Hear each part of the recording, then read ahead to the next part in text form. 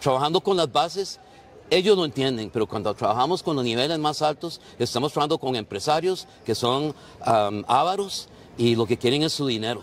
Y no les importa que el recurso se agote, y cuando eso suceda, pues se pasan de negocio, supongo.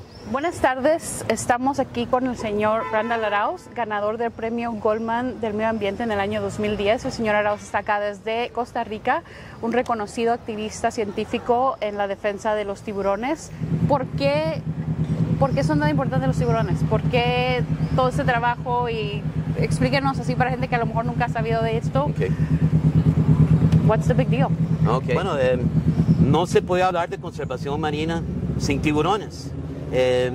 Todo el mundo conoce la historia de la cadena alimenticia. A come B y come C. Pero no es una cadena, es más bien una pirámide tridimensional. Y en la parte de arriba de esa pirámide están los tiburones. Debajo de ellos hay muchas especies que los tiburones comen y que otros peces comen. Entonces es una cadena y todos tienen sus competencias. Hay un balance muy delicado. Pero si usted quita los tiburones, todas esas dinámicas debajo de esta pirámide empiezan a cambiar. Entonces de repente una especie que tenía su población controlada por los tiburones, al no haber tiburones, se empieza a reproducir mucho, y al reproducirse mucho compite con otras especies que no están acostumbrados a esa competencia, y el resultado final es pérdida de biodiversidad. Hay un principio muy importante cuando hablamos en ecología, y es biodiversidad jala biodiversidad. Y si perdemos biodiversidad de depredadores, vamos a perder biodiversidad de depredados, y vamos a terminar con un ecosistema mucho más sencillo, con cadenas alimenticias mucho más cortas, y lamentablemente muchas especies que son de las que dependemos para nuestra seguridad alimentaria empiezan a desaparecer a consecuencia de esto. Terminamos con especies que ni siquiera tienen ningún interés para nosotros. Entonces, si queremos un mar saludable, sostenible y que se puede adaptar a los cambios climáticos que vienen, necesitamos los tiburones aquí ahora. Y a mí me gusta mucho decir esto: queremos prepararnos y adaptarnos para los cambios que vienen con el cambio climático. Hay que salvar tiburones hoy. Si esperamos dentro de 10 años, ya no hay tiburones, ya no hay nada que hacer. Señor Arauz, ¿cómo es que usted comenzó en este trabajo de activista? Uno no se despierta un día y dice, voy a ser activista, me voy a meter en problemas, me voy a hacer la vida más fácil. ¿Cómo es que usted empezó? Bueno, esto realmente fue un proceso. Yo empecé mi carrera conservando tortugas marinas, trabajando en comunidades costeras, enseñando a los locales que era mejor para ellos que las tortugas vivieran, que pudieran tener un modo de vida sostenible con las tortugas marinas mediante el uso no consumptivo de ellas, que no hay que consumirlas, se puede usar la tortuga viva varias veces o muchas veces durante su vida, generando ingresos para las comunidades. Así empecé. Y logramos muchos cambios, muchas comunidades costeras lograron el cambio, protegen tortugas marinas ahora, pero no importaba porque las tortugas seguían bajo amenaza de la pesca de arrastre. Entonces ahí es donde se empieza uno a dar cuenta de que uno puede trabajar con comunidades costeras, uno puede hacer la transferencia de conocimientos, pero hay otras amenazas que hay que cambiar. Y lamentablemente ya estas amenazas representan intereses económicos muy fuertes, y estos intereses económicos están representados y defendidos por miembros de la clase política que toman esas decisiones políticas, y cuando se toma la decisión política, la ciencia por lo general no importa. Lo que importa son las presiones políticas bajo las cuales están estos políticos. Entonces ahí es donde decidí que yo tenía que incursionar en la política, y eso significa ser activista, que era pues usar la ciencia, tanto que se habla aquí, la ciencia para el cambio, para la política, pues hagamos eso realidad. Y en base a mi experiencia, eso solo hemos logrado recurriendo a la Corte. Se hace la ciencia, se hace la transferencia a las comunidades, se le dice a los políticos lo que hay que hacer, pero nada funciona. Lo único que nos ha funcionado es llevar a las autoridades a la Corte y lograr una resolución que logre ese cambio. Por ejemplo, detuvimos la caza de la tortuga verde en Costa Rica en 1999. En 1999 Costa Rica mataba 1.800 tortugas verdes por año, aunque fueran protegidas por CITES, porque no eran especies comerciales, no eran especies de vida silvestre. El Estado decía que son comerciales porque la gente los come. Imagínense qué absurdo. Le ganamos el recurso de amparo y la Corte dijo, no se pueden comercializar especies bajo bajo peligro de extinción. Pues ahora están haciendo lo mismo con los tiburones y dicen lo mismo, los tiburones no son vida silvestre, son especies comerciales. Entonces ya yo tengo una cadena de éxitos en Costa Rica logrado en las cortes, y los grandes cambios que se han logrado en Costa Rica con conservación marina han sido en base a resoluciones de las cortes, donde le damos a los jueces la mejor información científica posible, y ahí es donde logramos el cambio político, porque con los políticos no lo hemos logrado. ¿Qué significó para usted ganar este premio tan importante, muy específicamente ser Goldman, en su trabajo? ¿Cómo lo vio en el día a día? ¿Qué significó con el país? Algo tan prestigioso, y cómo cambió su relación con ellos. Bueno, haber ganado este premio de Goldman en el 2010 fue definitivamente un gran avance para mi carrera. Ya yo era un científico, ya yo estaba haciendo activismo, pero esto definitivamente me dio un boost, un acelere a mi carrera. Llegué a conocer muchos patrocinadores potenciales que les gustaba mi trabajo, y entonces me ayudó en mi tarea de recaudación de fondos. Yo soy completamente independiente, dependo de la ayuda de filántropos que creen en el trabajo que yo hago, tengo que mantenerlos ellos contentos, y esto de la Goldman fue algo que me ayudó muy positivamente para eso, para consolidar mi organización, consolidar mi reputación. Y de hecho en el 2010, después de ganar el premio, tuve la fortuna de trabajar con la presidenta Laura Chinchilla y con su ministro de Ambiente René Castro, y de 2010 al 2014 Costa Rica avanzó pasos agigantados en conservación marina. Costa Rica fue a la convención CITES, y Costa Rica fue la que propuso la conservación del tiburón martillo en la convención CITES, y lo logró. Y todo el mundo, Costa Rica, porque esa es la Costa Rica que el mundo quiere ver, liderando procesos de manera sincera, liderando con el ejemplo. Esa fue la Costa Rica que debería estar aquí hoy. Pero desde el 2014 entró un nuevo presidente, y desde esos años en Costa Rica oficialmente los tiburones no son vida silvestre, son especies comerciales, y olvidémonos de las convenciones y la ley de conservación de vida silvestre. Nada de eso importa. Ahora lo único que importa es hay que mantener el flujo de aletas de tiburón para Asia. Estamos en una conferencia donde Costa Rica está figurando bastante, y mi primera pregunta, después hablamos de más, es ¿qué se siente para usted venir como activista de Costa Rica y oír estos discursos tan bonitos y tan elegantes, sabiendo cuál es la problemática en Costa Rica en este momento? Bueno, pues lo embarga a uno, por un lado, un sentimiento de preocupación, de tristeza, y a la vez de rage, de verdad, pues enoja realmente, porque Costa Rica es un país que definitivamente podría liderar estos cambios, pero los cambios no se van a lograr en base a ni siquiera verdades a medias, en base a declaraciones falsas. Si vemos lo que Costa Rica promueve aquí y la manera como Costa Rica actúa en casa, son dos Costa Ricas completamente diferentes.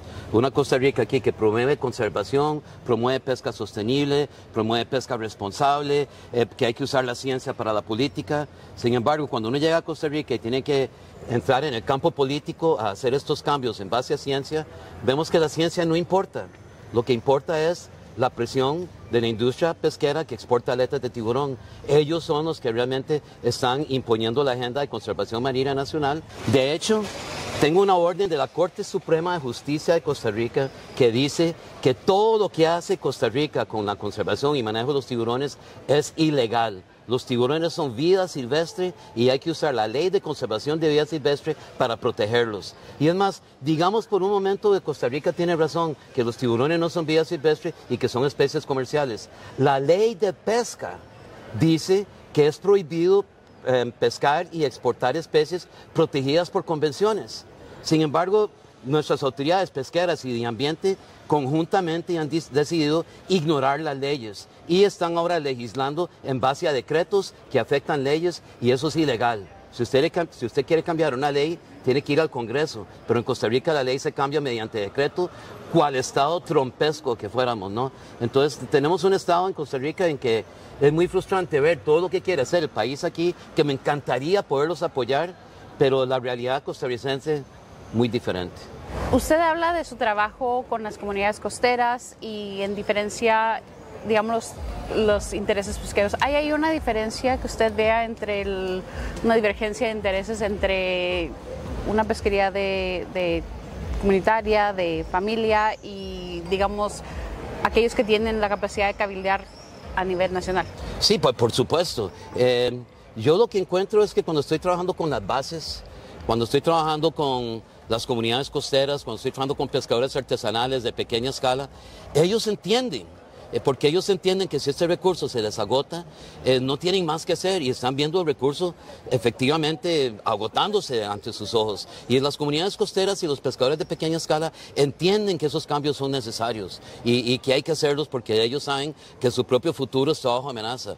Pero cuando escalamos un escalón más alto, perdonen la redundancia, pero cuando vamos un escalón más arriba, estamos tratando con pescadores semi-industriales.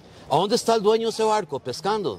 No, señor, el dueño de ese barco está en su casa viendo televisión o haciendo algo con su esposa. Lo que hace es pagar salarios mínimos y a veces ni siquiera eso para poner a la gente más humilde de estas comunidades costeras a pescar en sus barcos. Y entonces a ellos no les importa, ellos son empresarios y muchos están en deuda, tienen que pagar sus deudas al banco. Entonces a ellos no les importa la sostenibilidad. Lo que les importa es, yo tengo que hacer mi pago en el banco el fin de mes.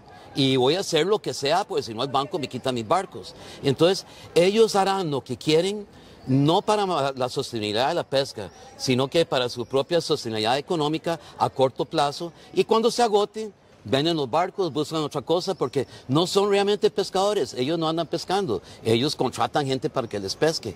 Ese es el problema. Entonces, trabajando con las bases, ellos lo entienden, pero cuando trabajamos con los niveles más altos, estamos trabajando con empresarios que son ávaros y lo que quieren es su dinero.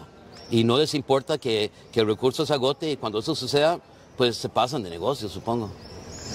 Es interesante que mencione eso porque siento que hasta cierto punto parte de la conversación se romantiza esta idea del pescador, que obviamente sí hablamos de los pescadores artesanales, de las comunidades de base, pero luego estamos haciendo estas conversaciones y los mismos industriales se presentan de otra manera. No sé, es esta narrativa que como que si todos pescaran igual, todos trajeran su atarraya, pero en realidad hay una diferencia entre industrial y la local. Sí, claro, ¿no? La diferencia es abismal.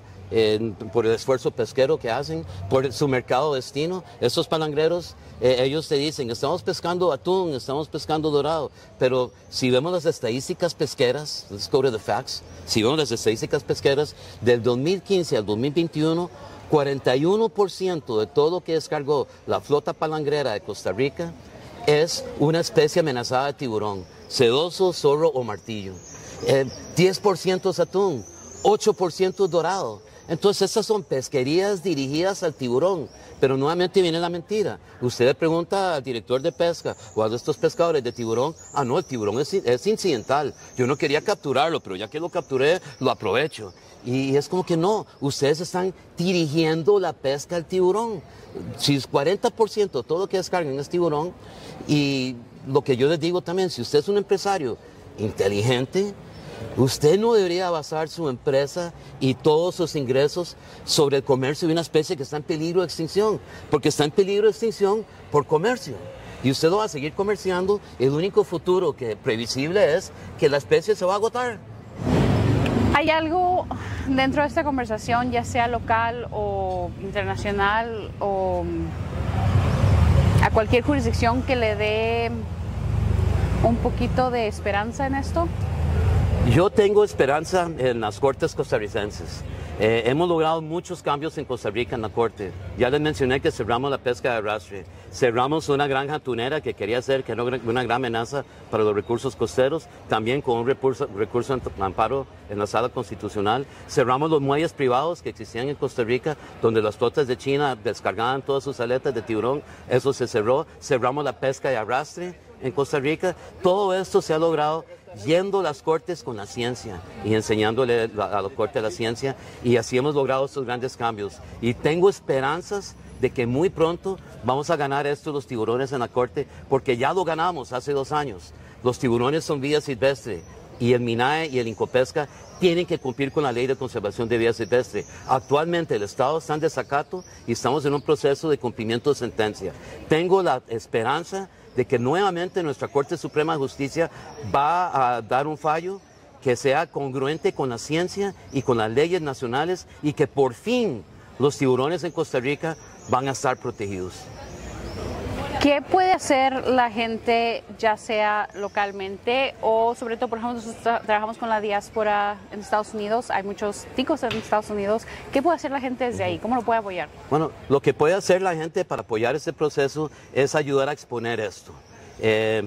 Cuando están en eventos de este tipo, no permitamos que nos den, como decimos en Costa Rica, tolillo con el dedo. Ya, no dejemos que nos traten como estúpidos. Tenemos que demostrar nuestro descontento, tenemos que expresarlo y que el mundo entero lo vea. Costa Rica no es lo que se presenta aquí, Costa Rica tiene otra realidad y hago este llamado a los costarricenses de todo el mundo. Reclamémosle a nuestras autoridades, esos tiburones no son de los pescadores ni son de nosotros. Esos tiburones son un recurso público que pertenecen a todos los costarricenses. Y en Costa Rica los tratan como si fueran de los pescadores. No lo son. Son tanto míos como suyos como de ellos. Así que vamos a proteger estas especies porque nos toca.